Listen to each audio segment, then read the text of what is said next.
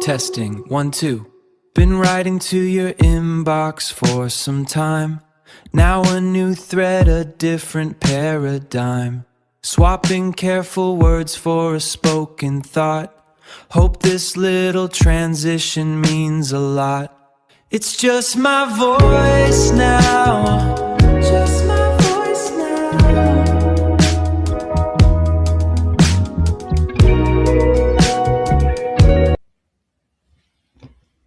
Hello, everyone, and welcome to the very first episode of Behind the Workflow. I'm your host, Melissa Stringfellow, and I have absolutely no idea how podcasts are supposed to start, so naturally, I made one anyways. If you're here because you read my newsletter, welcome. If you found me on LinkedIn, thanks for following me into yet another corner of the internet. And if you stumbled onto this by accident, well, you might accidentally learn something today. So grab some coffee, pretend you're paying attention during that meeting that definitely could have been an email, and let's talk about something nobody ever seems to appreciate. The people keep the whole company from bursting into flames. Because here's the thing, everybody loves the finished product. Wow, what an amazing dashboard. Fantastic presentation. Great project. This report looks incredible. You know what nobody says? Wow, who organized these folders? Can we all take a moment to appreciate whoever named these files logically? Round of applause for the person who updated the SLP. No, apparently that's not glamorous enough. Instead, operations becomes invisible until something breaks. Then suddenly everyone remembers your name. Melissa, where's the file? Melissa, why isn't this working? Melissa, who changed this process? Melissa, can you fix this? Sure, let me just add that to my completely empty schedule between solving everyone's problems and wondering why I'm somehow also the unofficial IT department. Today's episode is called The Hidden Work Behind Keeping Teams Organized, or as I like to call it, everything nobody notices until it stops happening. Because organization isn't exciting. Nobody wakes up thinking, today I hope someone teaches me proper file naming conventions. No one has ever stood up in a meeting and yelled, yes, documentation day. But maybe they should. Because organized teams don't happen by accident. They're held together by spreadsheets, checklists, documentations, calendar reminders, automation, sticky notes, and one very patient operations person quietly whispering, please don't save another file called final underscore updated underscore v2 underscore real final dot xlsx. Seriously? I mean, if your file has 6 versions of the word final in it, I have questions.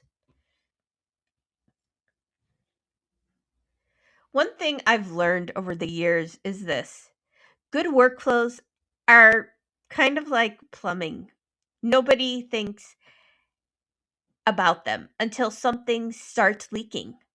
When processes work, nobody notices. When they don't, absolute chaos. Suddenly you've got 5 people editing the wrong document, 3 different versions floating around Teams.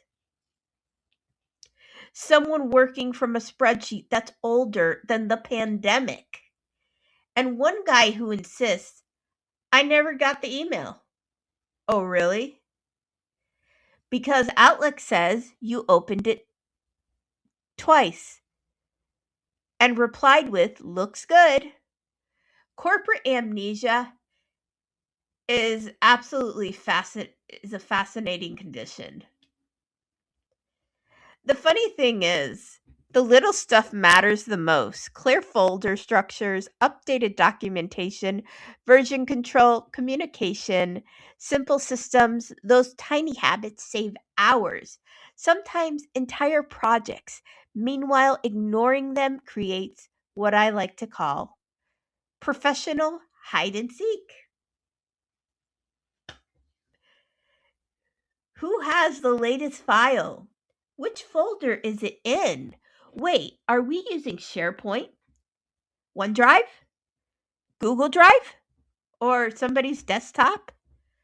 Nobody knows. We're just clicking things and hoping for the best.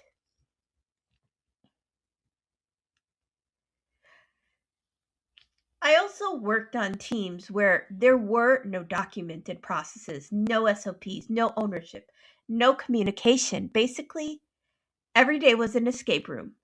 Except instead of solving puzzles, you were trying to figure out why 3 departments all thought someone else was responsible.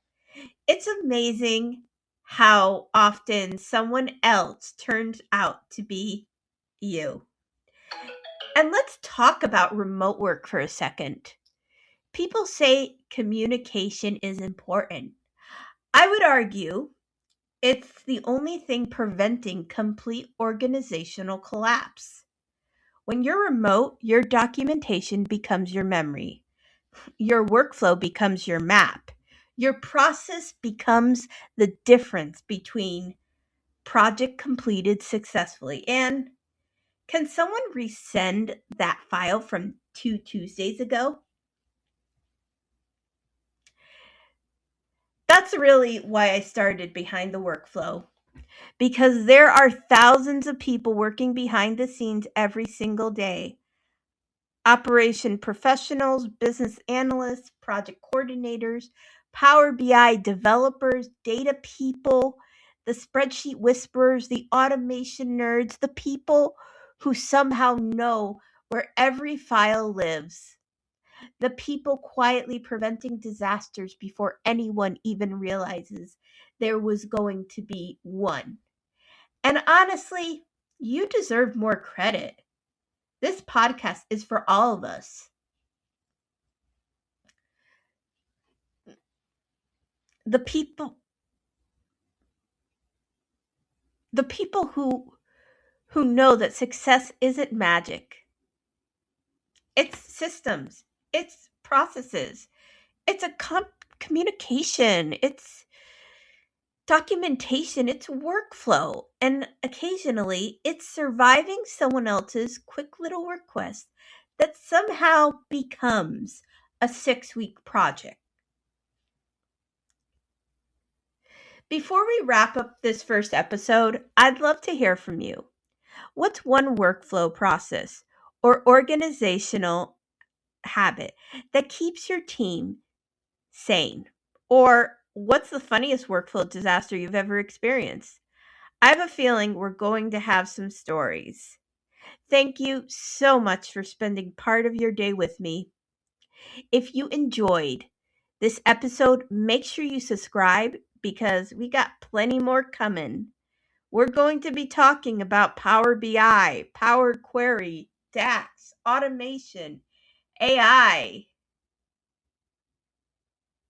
corporate chaos, and all the beautifully ridiculous things that happen behind the workflow. Until next time, remember, behind every simple project is one operations person quietly wondering why nobody read the documentation they spent 3 days writing. Thanks for listening, and I'll see you next time. Testing, 1, 2.